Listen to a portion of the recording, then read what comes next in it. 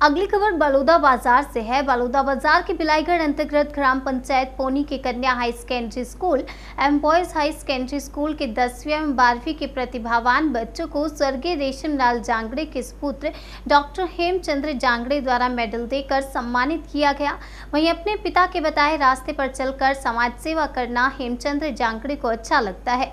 साथ ही उन्होंने बच्चों को उनके उज्जवल भविष्य की बधाई देते हुए हर संभव मदद की बात कही। साथ ही सभी शिक्षकों की तारीफ करते हुए कहा कि इसी तरह मेहनत और लगन रही तो मंजिल आसान हो जाती है। पीएचडी किए हैं और उनके मार्गदर्शन पर चलना उन्हें अच्छा लगता है। वहीं बॉयज स्कूल के प्रभारी चंद्राकर सभी बच्चों के उज्जवल भविष्य की कामना करते हुए नजर आए। आपको बता दें उन्होंने सभी का धन्यवाद भी किया।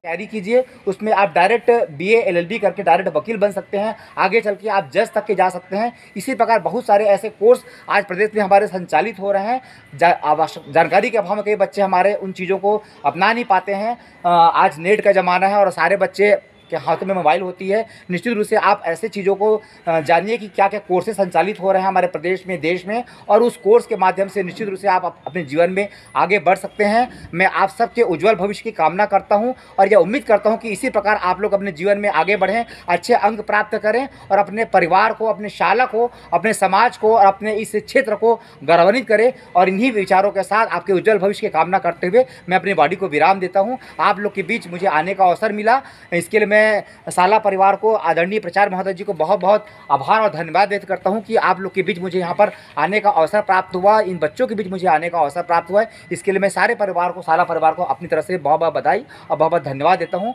और इन्हीं शब्दों के साथ मैं अपनी वाणी को विराम देता हूँ। जय हिंद, जय भारत, जय छत्तीसगढ़। और शाला में पढ़ाने वाले शिक्षकगण, उन्हें उस रूप में गढ़ा जाता है और ताकि बच्चे आगे चल करके देश के भविष्य हमारे होते हैं और उनके हाथों में ही, उनके कंधों पर ही आने वाले समय में देश की जवाबदारी आती है। निश्चित रूप से आप सबको मैं बहुत बहुत बधाई और बहुत बहुत शुभकामना देना चाहता हूं। और आप लोग को ज़रूर यह कहना चाहूँगा कि आप लोग नियमित रूप से समय पर शाला आएँ और प्राध्यापकगण जो भी आपको स्कूल में शिक्षा देते हैं उसे निश्चित रूप से आप अपने जीवन में अपनाइए। अपने नोटबुक में उन सारे पॉइंट्स को नोट कीजिए और घर जाकर के नियमित विद्या अध्ययन करिए। विद्या कभी भी बेकार नहीं जाती है, जीवन के किसी न किसी मोड़ पर अवश्य विद्या काम आती है। और आप लोग स्कूल में पढ़ाए हुए जो शिक्षकगण जो भी विद्या आप लोग को देते हैं, निश्चित रूप से आप उसे अध्ययन कीजिए और घर में जाकर के उसके निश्चित रूप से पठन पाठन कीजिए और सफलता निश्चित रूप से आपके कदम चूमेगी। किसी कारण से विद्यार्थी अगर कम अंक पाते हैं या अनुत्तीर्ण हो जाते हैं तो उन्हें भी निराश होने की आवश्यकता नहीं है। हार के बाद जीत जीवन में आती है।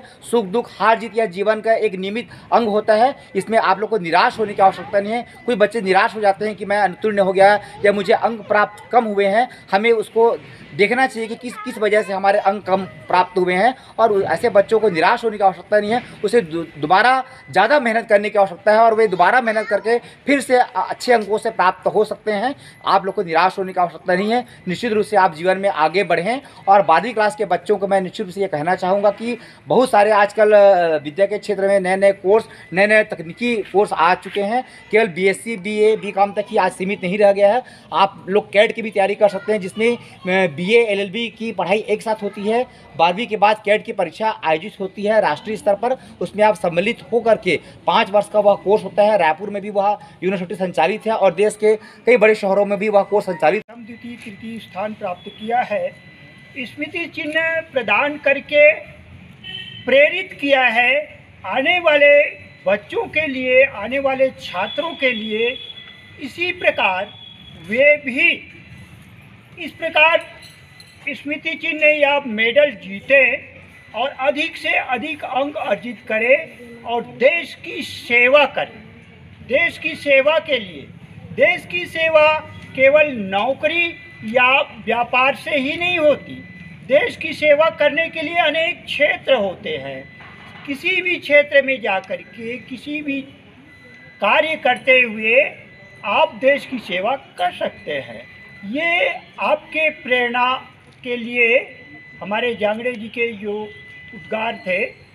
और इसी प्रकार आप लोग, इस सब का जड़ क्या होता है? शिक्षा। जब तक आप शिक्षित नहीं होंगे, सुशिक्षित नहीं होंगे, तब तक देश की सेवा नहीं कर पाएंगे। इसलिए बैठ जाओ अंदर अंदर जा पंखे में।